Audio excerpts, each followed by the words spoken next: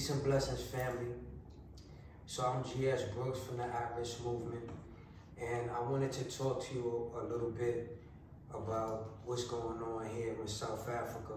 I just went to a summit, a Community Violence Prevention Summit. We just went there this Friday, which was yesterday, and I had took some notes from what I was gonna say because I was asked to speak there, and some of the things that was going on in my mind that I took notes while I was there. But before we begin, I wanna ask my audience, the public, the people, how many of us actively participate in white supremacy? This is an individual question that you gotta ask yourself, because I know a lot of people believe that they're against white supremacy, but how many of us utilize white supremacy on black people? And that's black people themselves, as well as coloreds and white people. We uphold the tenets of white supremacy. And I'm gonna break down a little bit how we do that. I'm from Harlem. I was born and raised on 112th Street in Lexington Avenue, which is Spanish Harlem, for those that don't know. And I've been around Spanish people all my life, as well as black people. I got family and friends that's black, white, Spanish, pretty much a rainbow coalition of people. It's in my own bloodline, it's in my own family. My grandmother her father was Greek and her mother was Native Indian. And my grandfather was a black man from down south. I never got to meet him, but that's on my father's side of the family. My mother's side of the family is a different story altogether. But growing up as an African American, I seen some things. I seen how we could oppress one another. I seen how we could utilize the government to oppress other brothers and sisters. One of our biggest mistakes that we made as African Americans was individual gain. To bring home this point, I like to use one of our great ancestors, Fred Hampton. They made a movie about him called Judas and the Black Messiah. If you haven't seen that movie, I suggest you watch it. Fred Hampton was a man of the people. He was an African American. He was a young black man, and he was fighting for the rights of black people in the United States. The FBI used another black man to infiltrate the party to inform them about everything that Fred Hampton was doing, because the FBI seen him as a threat to their security, which was a threat to white supremacy. And they needed to kill that by all means. So what they did was they used another black man that he thought he could trust because he was black and because he was fighting for all of our rights. He the one that started the first Rainbow Coalition with blacks, whites, and Hispanics. He got them all together to fight against a government that was oppressing us all. He was able to let everybody see that the government and the upper class was oppressing us all. And that is what made him a threat. They went in and they killed him. They shot him about 21 times, something like that, while he was asleep. But they used a black man that was worried about his own individual gain, his own benefits, to sneak in there, tell him everything that he was doing, and even slip him a Mickey so he could be asleep when they came to assault the household that he was staying in. We can no longer afford to have people all worried about their own individual gain. When we're all the same people, we all have the same needs and aspirations. We all want to be wealthy or have some type of wealth to be able to maintain and take care of ourselves. We all want to have a family and to be able to take care of that family. We need an income to be able to maintain bills and different services that we're gonna need. We all have generally the same needs. But when we separate ourselves from the people, we are willing to sacrifice everybody for your own selfish gains. Those type of people are traitors. They're engaging in treason, and we have to have a way where we punish them severely. Another thing that I realized that African Americans have made a serious error on was materialism, being materialistic. When you're materialistic, you don't even value your own people. You can't even hear words of wisdom coming from somebody that might genuinely care for you because you're worried about what they possess in material value and wealth, which we hold subconsciously as close proximity to whiteness. We feel that when you done made it, you're in close proximity to whiteness. So now we can hear you. You got something that we could take or gain from you. When there's a jewel that I've obtained from an elder, an old timer back in the days, where he told me that if you give a man a fish, he'll eat for the day. But if you teach him how to fish, he'll eat for a lifetime. But once you close your ears to those jewels and those values, we can't even come together as a people and benefit off the knowledge and the wisdom that's come from all of us, because all of us have something that we could bring to the table. I want to talk a little bit more about us engaging in white supremacy. How many of us think that if you are gangbanging that you're engaging in white supremacy? Do we even look at it like that? One of the things through history that has been proven is white people have been very violent against black people. They have been very abusive, and they kill black people indiscriminately for whatever reason. Following slavery, and even during slavery, black people have taken on this mindset, whereas the white people don't really have to do the hard labor no more.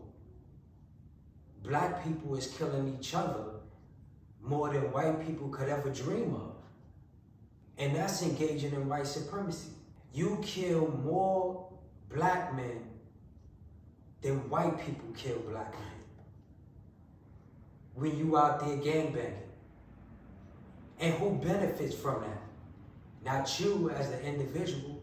You might get a little reputation, and that reputation is squandered once you go to prison. Who does it benefit overall? When white people been wanting to reduce the black population for years. Now they just put the guns in the hands of the gangbangers and the street people that think they're gangsters, and they don't even have to do the work no more. So every time you pick up a gun against another black person, you gotta understand that you are a white supremacist. And you're behaving like a white supremacist. And you're fulfilling the goals of the white supremacists. And they're proud of you for doing so.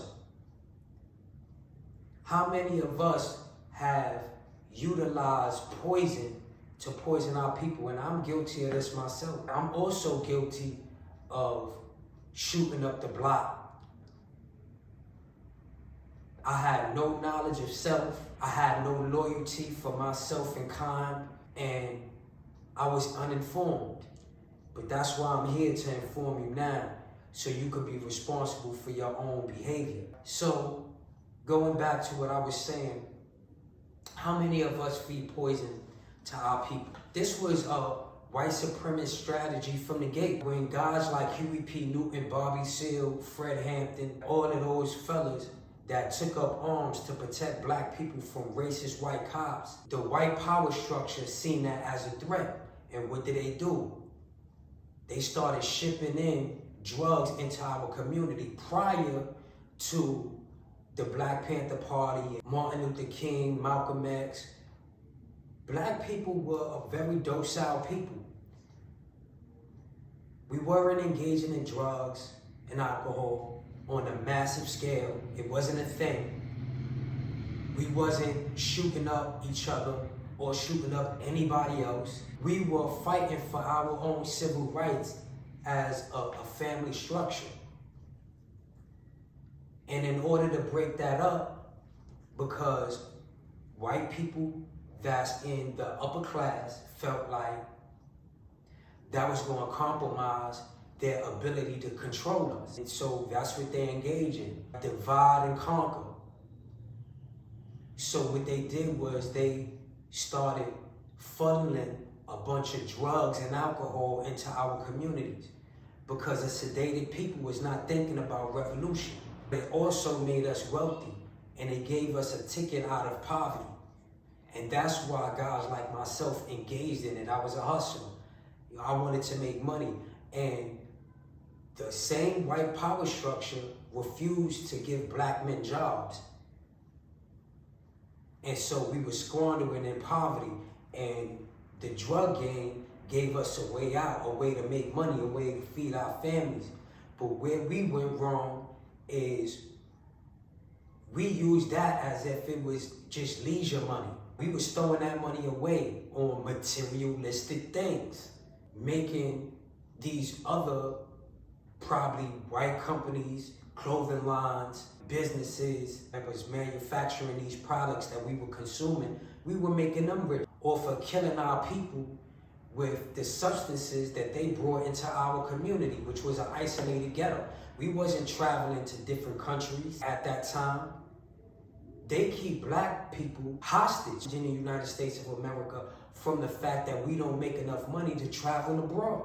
So at this time, we didn't have no kind of means to be shipping in kilos of cocaine and heroin.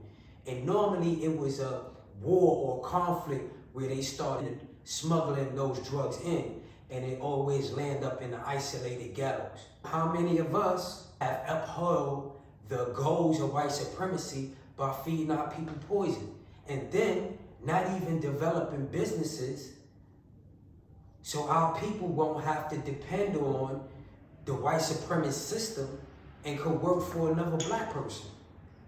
How many of us established those legitimate businesses and taught black people legitimate skills? Very little of us. Because the money was ours, because it was individual gain. Oh, I got this is mine, so I can spend it the way I want to spend it. So those was two things that I see happening.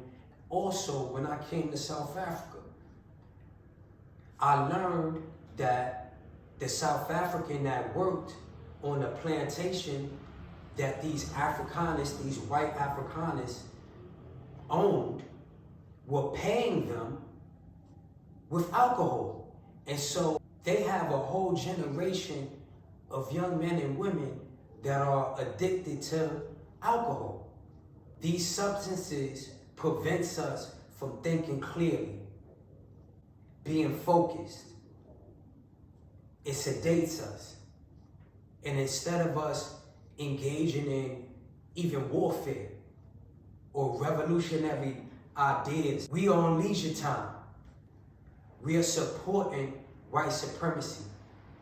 They made us the upkeepers of the white supremacist goals and strategies. And if we continue to do it, we are pretty much engaging in treason against our own sons and daughters. All of this infighting that we do, especially with gang members and drug dealers and so far and so on, they never lift a finger against white supremacy.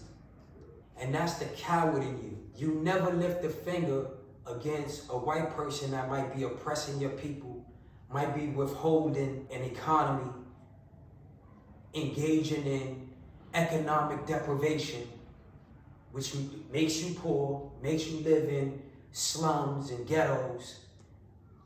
But you see another black person or another minority as your enemy more so than you see these white people that's harboring all of the wealth. So while you'll assault your black family, you won't lift a finger to go against a white supremacist system, to tear it down so your family, your children, your mothers, aunts, uncles, cousins could eat well, could live well. And that's the coward in you. And I'm calling on all of you to change that. No longer need to be cowards. Everybody bleeds the same. Keep that shit in mind. Also, another thing that we do is victim blame. We always blaming the victims for their conditions, as if it's not a system that's keeping them in these positions. We blame black men for not working, especially in America. Get a job. When black people are not the primary owners of businesses, so they can't hire other black people. Black people have to look for work in a predominantly white world, white-owned companies, and they get to pick and choose who they want to employ. So right now, what you see in the United States, they're choosing not to employ black men and women. They're importing laborers in. So two different minority groups could fight over the crumbs off of the table. So now it's the blacks against the Mexicans because the Mexicans are taking the jobs, but who's giving them the jobs? It's going on in every state in the United States of America. So this is not something that one white person or one white organization decided to do. It's something that all of them collectively decided to do to keep black people in their place at the bottom of destruction.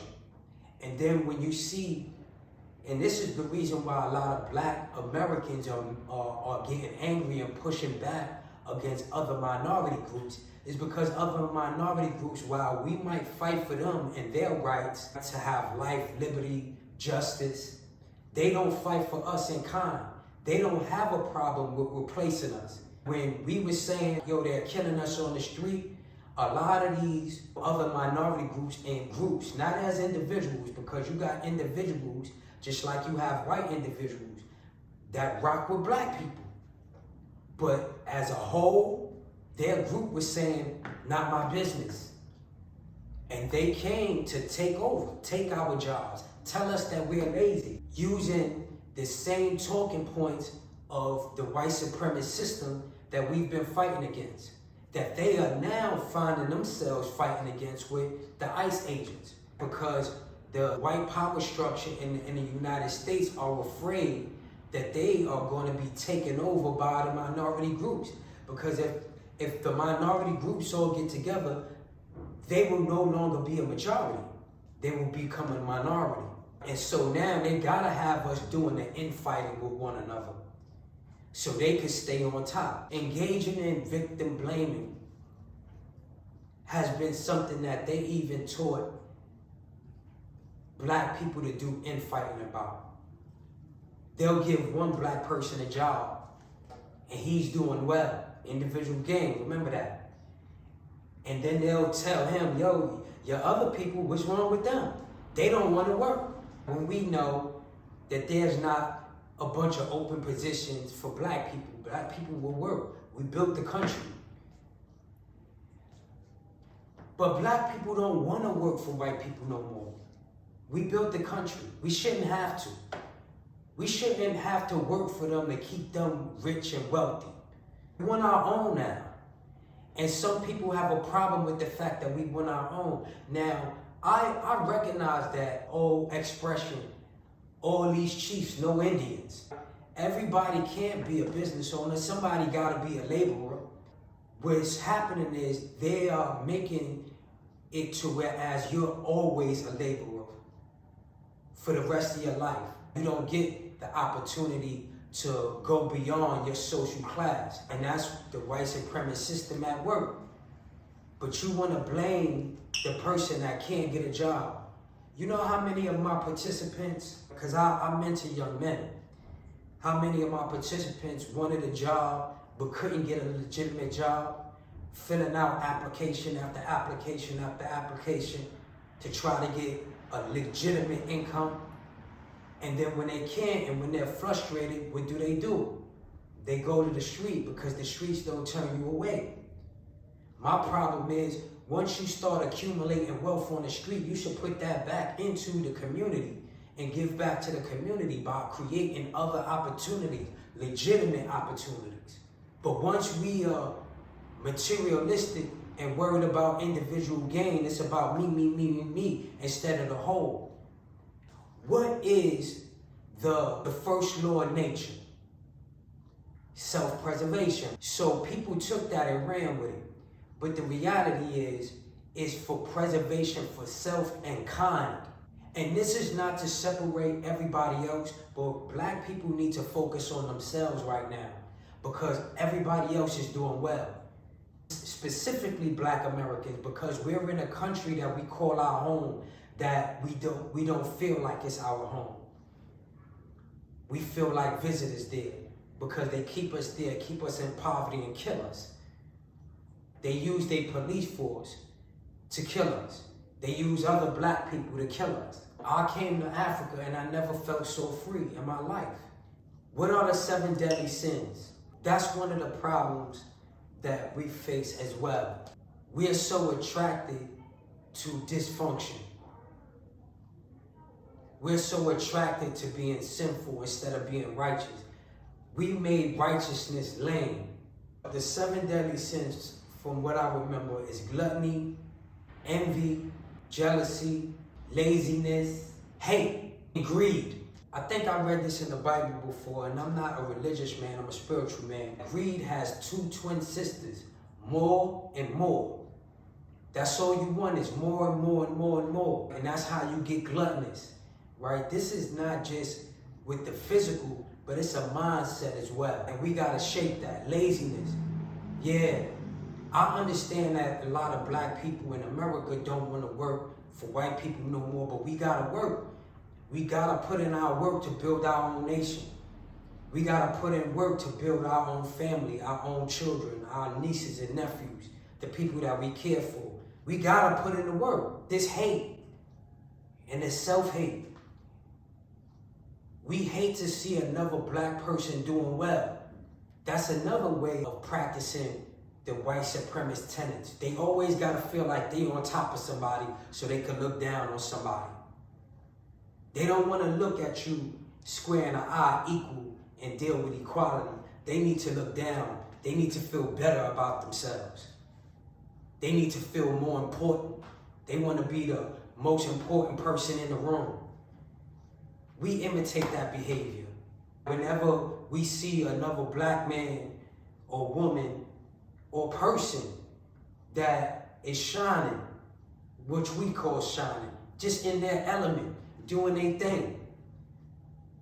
We hate on that. We don't congratulate that. We want to live in their house, to ride in their car. We'll kill somebody else for the material possessions that they have because we want them. Hate, laziness. Put in your work. Get your own. Work with your other brothers and sisters to make something happen. This is what I want to talk to you about. They say that black people, and I've done heard this come from all people, that black people don't have no culture. That's not a fact. Black people have culture, a culture that they don't celebrate because we celebrate white supremacy. We celebrate the 4th of July, Independence Day, when America got their freedom from Britain. We celebrate President's Day. We celebrate Thanksgiving, which is a total slap in the face of our ancestors that they brought over here in chains and shackles, and the Native Americans that they slaughtered for the land. And we celebrate that. We don't celebrate Harriet Tubman and have a whole Thanksgiving meal for Harriet Tubman, for Huey P. Newton, for George Jackson, for our living legends like Assata Shakur. We don't celebrate our greatness, but we do have a culture. A culture is what you celebrate and the traditions that you utilize in the mores and rituals around those great ancestors. I'm going to bring it all on home. At the Atris movement, I'm solution-based. We are solution-based. We are not racist. We have all kind of people on our board and as leaders. My partner and assistant is a white woman. In South Africa, we have a color on our board, as well as a Native African. And this Native African, it's a blessing that she joined our board because she was a former member of the ANC, and she was in exile when apartheid was up and running. She was one of the originals, and we love her. We call her Go-Go. We are solution-based at the Atris movement. So what did we come to South Africa for? One is what you see on my body, Evolve, the Social Intelligence Club. This is our fashion line. And we want the South Africans, the native South Africans, to manufacture our products, and native African Americans to distribute our products globally. In this way, we're creating an economic stronghold for both South Africans and native Black Americans. Economic development. We ain't come out here to be used by nobody. I'm from Harlem. I'm a street dude from Harlem. Ain't nobody taking advantage of me and nobody taking nothing from me, period. I get busy. I didn't come out here to be abused. I don't mind being used, but not abused. You're not going to take away what I'm building.